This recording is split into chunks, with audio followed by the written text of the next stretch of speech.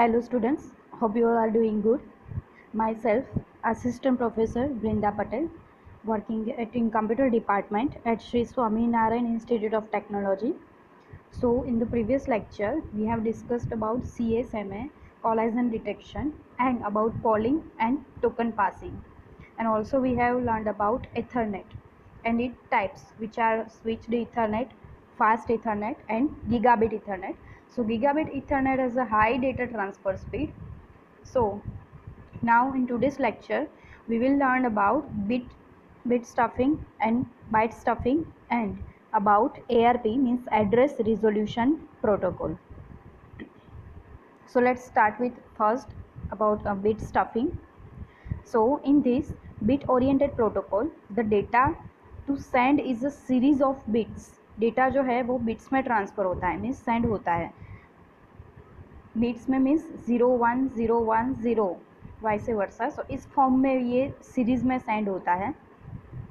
So in this order to distinguish frame, most protocols use a bit pattern of 8-bit length like 0 1 1 1 1 1 1 0 as a flag at the beginning and end of each frame.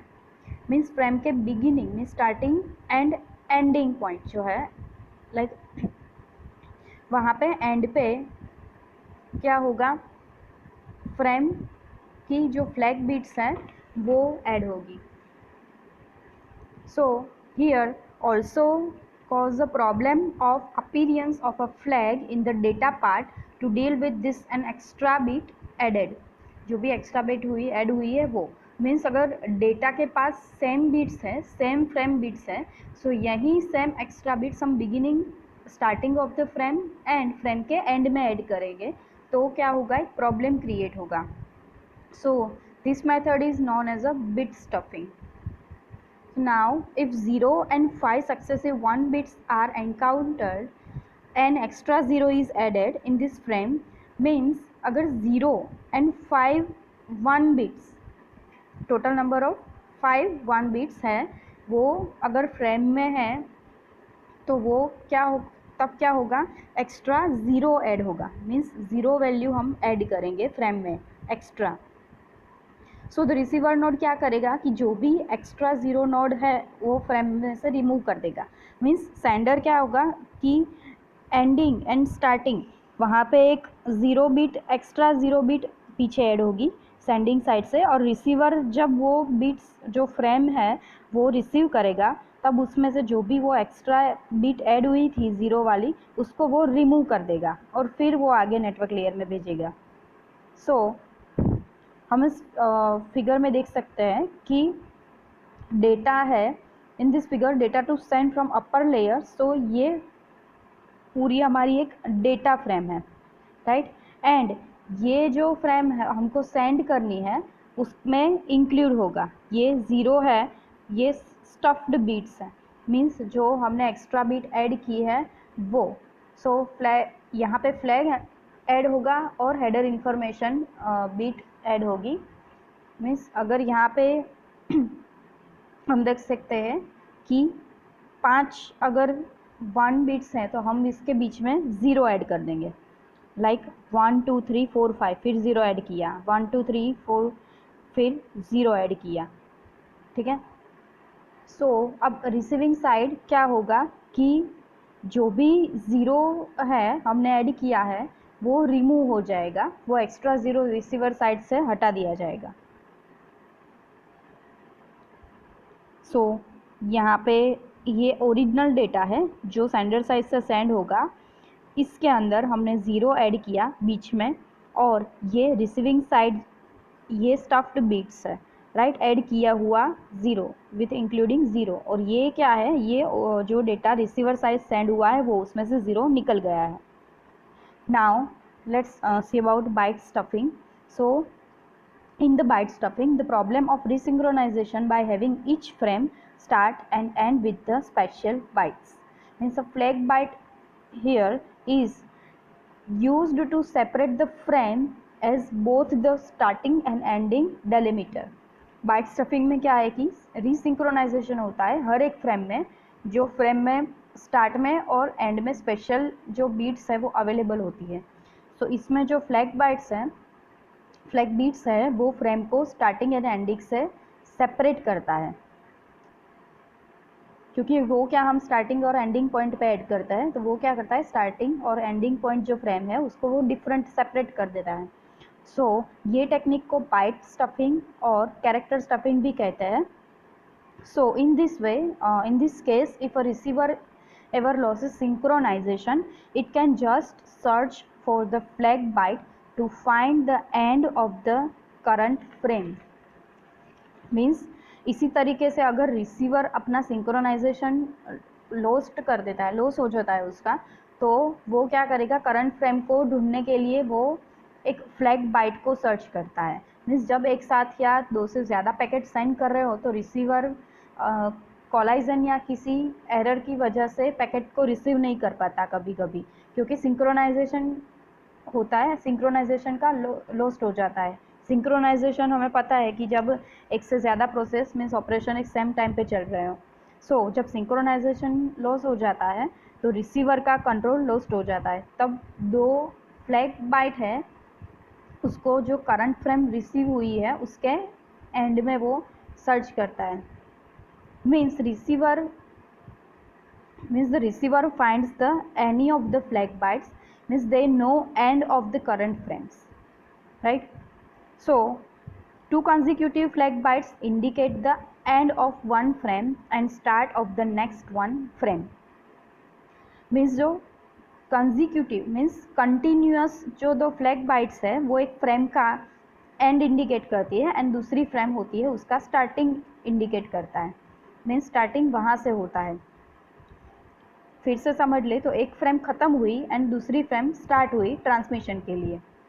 Easy कि जो ये flag bytes है वो क्या indicate करता है कि एक फ्रेम सेंड हुई, वो ख़त्म हो गई और अभी दूसरी फ्रेम ट्रांसमिट होना स्टार्ट हुई।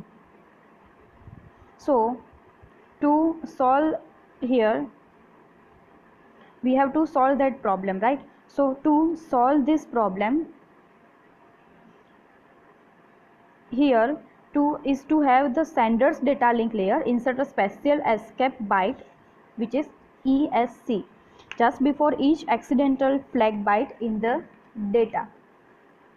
मीन्स ये जो सिंक्रोनाइजेशन लॉस होने का प्रॉब्लम है, सो इस प्रॉब्लम को सॉल्व करने के लिए सेंडर के डेटा लिंक लेयर को जो भी डेटा है, सो डेटा में हर एक एक्सीडेंटल फ्लैग बाइट के पहले एक एस्केप बाइट इंसर्ट करेंगे हम। So in data link layer on the receiving end remove the escape byte before the data are given to the network layer. Receiving end पर क्या होता है कि जो data link layer network layer है उसको डेटा देने से पहले रिसीवर वो एस्केप बाइट हटा देता है, मीन्स रिमूव कर देता है, और उसके बाद वो नेटवर्क लेयर को सेंड करता है वो डेटा। ये कब होगा कि जब ये सब प्रोसेस रिसीविंग एंड पे होगी, जो भी एस्केप कैरेक्टर है वो रिमूव करने की प्रोसेस। सो यहाँ पे एक एग्जांपल है बाइट स्टफिंग का। सो पहले क्या है, यहाँ पे पेलोड फील्ड है। पेलोड एक ट्रांसमिशन जो डेटा हुआ है उसका एक पार्ट है जिसमें कोई डेटा होता है, मीन्स मैसेज होता है। सो यहाँ पे हम देख सकते हैं कि पेलोड फील्ड है, ट्रेलर है और फ्लैग एंड हेडर इंफॉर्मेशन है। सो फ्लैग फ्रेम के स्टार्टिंग एंड एंडिंग दोनों साइड एड है। सो यहाँ पे हम फिगर में देख सकते हैं कि ये क्या है, सारे ओरिजिनल कैरेक्टर्स है जो कि हमको सेंड करने हैं रिसीवर को। सो यहाँ पे फर्स्ट है ए, देन फ्लैग, देन बी। ये क्या है, ओरिजिनल कैरेक्टर है। सो ये फर्स्ट केस है, ए, फ्लैग एंड बी। सो यहाँ पे आफ्टर स्टफिंग हमने क्या किया है, यहाँ पे एस्केप बाइट यूज़ किया है। एस्केप बिट यूज़ किया है फ्लैग से पहले, फ्लैग बाइट के पहले, बिफोर द फ्लैग बिट। सो यहाँ पे आफ्टर स्टफिंग क्या हो जाएगा, ये ओरिजिनल कैरेक्टर्स है और आफ्टर स्टफिंग यहाँ पे एस्केप ऐड हो जाएगा। So the data will be A, escape, flag and B. अभी हम दूसरा केस देखते हैं। ठीक है। सो ये दूसरा ओरिजिनल कैरेक्टर है जो है ए, एस्केप एंड बी। सो यहाँ पे सामने आफ्टर स्टफिंग हमने एस्केप जो बीट है उसके आगे एस्केप बीट ऐड कर दिया। ठीक है, यहाँ पे फ्लैग था उसके अभी एस्केप किया क्योंकि फ्लैग ओरिजिनल कैरेक्टर था, तो यहाँ पे क्या है, एस्केप कैरेक्टर। ठीक है, सो वो ओरिजिनल कैरेक्टर है उसके आगे हमने एक escape byte, escape character add कर दिया। So after stuffing the data will be A, escape, escape and B. So यहाँ पे जो थर्ड केस है, सो उसमें data A, escape, flag and B. So escape and flag दोनों original character है। So हम यहाँ पे इंक्लूड करेंगे एस्केप कैरेक्टर दोनों के आगे, एस्केप एंड फ्लैग दोनों के पहले हम एस्केप कैरेक्टर इंसर्ट करेंगे। सो यहाँ पे सामने आफ्टर स्टफिंग हम तो क्या, आफ्टर स्टफिंग हमको क्या डेटा मिलेगा, ए, एस्केप, एस्केप, एस्केप, एस्केप और सॉरी फ्लैग एंड बी, क्योंकि हमने एस्केप के आगे एस्केप कैरेक्टर ऐड किया और ये जो फ्लैग ओरिजिनल कैरेक्टर है उसके आगे हमने एस्केप ऐड किया। सो एस्केप एंड फ्लैग दोनों ओरिजिनल कैरेक्टर्स है, सो दोनों के आगे हमने एस्केप कैरेक्टर ऐड होगा, मीन्स इंक्लूड होगा। यहाँ पे लास्ट में A, escape, escape and B. So after stuffing हम इसके आगे भी एस्केप कैरेक्टर ऐड करेंगे। सो जो ओरिजिनल कैरेक्टर्स है वो यहाँ पे क्या करेंगे, फिर से हम एस्केप कैरेक्टर दोनों एस्केप कैरेक्टर के आगे ऐड कर देंगे। सो अब receiving side after stuffing 2 escape character add होगी। So receiving side escape character before the escape character and another escape character before the escape second one escape character। so जब ये frames receiver side receive होती है तब receiver ये जो escape character हमने add किया है ये सारे वो रिमूव कर देता है और उसके बाद वो डेटा नेटवर्क लेयर को ट्रांसमिट करता है। मीन्स रिसीवर नेटवर्क लेयर को ये फ्रेम पहुंचाने से पहले फ्रेम में से एस्केप कैरेक्टर पूरा रिमूव कर देता है। सो आप लोगों को ये पूरा एग्जाम्पल समझ में आ गया होगा। So now let's see about ARP protocol which is known as the address resolution protocol. So it is a protocol for mapping an internet protocol address, means IP address, to internet protocol address, means IP address to a physical machine address that is recognized in the local area network. Means we have laptop, computer machine, so in that computer machine we have one physical address and also we have one mapping IP address, so that physical machine address is means हमारे पास laptop और computer होते हैं जो एक machine होते हैं, right, वो host होते हैं। सो उस कंप्यूटर मशीन या फिर लैपटॉप जो मशीन है उसका एक फ़िज़िकल एड्रेस होता है। सो हमारे पास वो फिज़िकल मशीन एड्रेस है, उसका हम मैपिंग कर सकते हैं। मैप क्या करेंगे हम, IP एड्रेस या फिर MAC address. So for example in IPv4 an address is 32 bits long. हमको पता है कि IPv4 का जो एड्रेस है वो कितने बिट्स का होता है, 32 बिट्स लॉन्ग होता है। So the physical machine address is also known as a media access control और in short MAC address. So mapping of this two addresses of machine address and IP address is done by the ARP protocol। जो machine का physical address और IP address होता है वो map कौन करता है, ARP protocol, address resolution protocol. So a table usually known as the ARP cache which is used to maintain correlation between each MAC address to its corresponding IP addresses। ये जो table होता है, table क्या होता है उसको हम usually कहते हैं ARP कैश। वो क्या करता है, रिकॉर्ड मेंटेन करता है IP एड्रेस और फिजिकल एड्रेसेस का। सो उसका यूज़ हर एक मैक एड्रेस और उसके रिलेटेड IP एड्रेस के बीच में रिलेशन है उसको मेंटेन करना है। किसका काम वो है, ARP कैश का। सो ARP provides the protocol rules for making this correlation and providing addresses conversation in both directions, MAC to IP addresses and IP to MAC addresses। Means ARP protocol जो है वो MAC एंड IP दोनों के बीच में relation maintain रखता है, IP to MAC and MAC to IP, सब vice versa होता है। So let's see about how ARP works. So in this figure there is a system A and there is a system B. So here system A का IP address है 141.23.56.23. So it requests to other nodes, means ARP request is a broadcast to another node. So system B reply करता है, यहाँ पे reply होगा ARP जो reply है वो एक यूनिकास्ट है. ARP reply is unicast, means ARP reply is unicast to the system B to the system A. Means system A एक मैसेज करेगा, रिक्वेस्ट भेजेगा, ब्रॉडकास्ट रिक्वेस्ट सिस्टम B को. सो ARP रिप्लाई क्या होगा, एक यूनिकास्ट होगा और वो किसको रिप्लाई करेगा, सिस्टम A को. सो सिस्टम यहाँ पे सिस्टम B ARP रिप्लाई करेगा फिजिकल एड्रेस के साथ. सो सिस्टम B का फिजिकल एड्रेस होगा वो. So ARP protocol is responsible for the mapping IP addresses to the MAC address and mapping MAC addresses to IP address, means reverse ARP. So यहाँ पे physical address है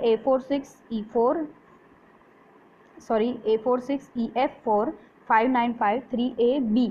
वो reply होगा system A को system B के through. Means system B ये physical address reply करेगा system A को. सो यहाँ पे ARP रिक्वेस्ट क्या होगी, ब्रॉडकास्ट रिक्वेस्ट होगी एंड यहाँ पे रिप्लाई होगा यूनिकास्ट. मीन्स ये जो सिस्टम है वो पूछेगी कि अगर किसी के पास ये वाला IP एड्रेस हो तो मुझे रिप्लाई करो उसका physical address.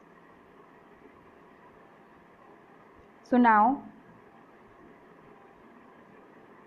when an incoming packet arrives at a gateway, the gateway asks the ARP program to find a physical host or MAC addresses that matches the IP addresses. Means जब कोई incoming packet gateway पे आता है तब gateway पहले ARP protocol को जो incoming packet जहाँ से आया है उस होस्ट उस मशीन का मैक एड्रेस फाइंड करने के लिए कहता है जो उसके IP एड्रेस से मैच होना चाहिए. So in that the ARP program looks in a ARP cache and if it finds the address provides it so that the packet can be converted to the right packet length and format and sent to the machine.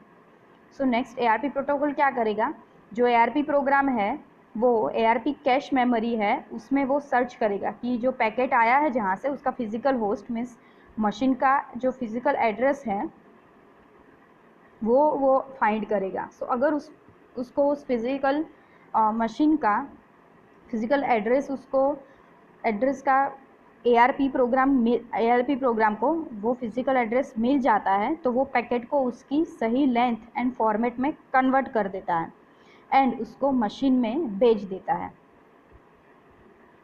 So means system A to system B वो send कर देगा packet को convert करके. सो अगर कोई entry नहीं मिलती, if no entry found, means ARP program को वो जो जहाँ से पैकेट सेंड हुआ है वो फिजिकल होस्ट का IP एड्रेस नहीं मिल रहा तो ARP उस लोकल एरिया नेटवर्क के हर एक होस्ट मीन्स कंप्यूटर मशीन को एक अलग स्पेशल फॉर्मेट में रिक्वेस्ट मैसेज ब्रॉडकास्ट करता है. कैसे कि अगर इस मशीन का IP एड्रेस इस मीन्स कि अगर कोई मशीन ये होस्ट का मीन्स ये मशीन का IP एड्रेस जो नहीं मिल रहा है वो किसी का IP एड्रेस हो तो मुझे इन्फॉर्म करो. सो मीन्स सिंपल लैंग्वेज में हम कहें तो जो ARP प्रोग्राम है वो सभी मशीन को मैसेज भेजेगा कि ये IP एड्रेस जिसका भी है वो मुझे रिप्लाई करे या फिर इन्फॉर्म करे. So a machine that recognizes the IP addresses means ARP program ने जिस IP एड्रेस के लिए पूछा था वो IP जिस मशीन का है वो उसको पता चल जाएगा वो मशीन को, तो वो मशीन रिप्लाई करेगा कि ये IP एड्रेस मेरा है. So a machine that recognizes the IP addresses as its own returns a reply. Now ARP updates the ARP cache for future reference and then sends the packet to the MAC address that replied. So ARP क्या करेगा, उसको future के लिए जो भी उसको IP address मिला है फिजिकल होस्ट के पास से, वो फिजिकल एड्रेस मिला है, तो वो क्या करेगा, ARP कैश में अपडेट कर देगा, क्योंकि फिर से यहीं IP एड्रेस की ज़रूरत पड़ी तो वो ARP कैश में से मिल जाए। तो वो ARP कैश में उसको फ्यूचर रेफरेंस के लिए रख के वो फिर पैकेट को उस मैक एड्रेस पे सेंड करेगा जहाँ से वो रिप्लाई आया था। सो इस केस में ये वाइसे वर्सा वर्क करता है, means it will work vice versa. So IP address to the MAC address and MAC address to the IP address. So this is also known as a reverse ARP protocol. Thank you.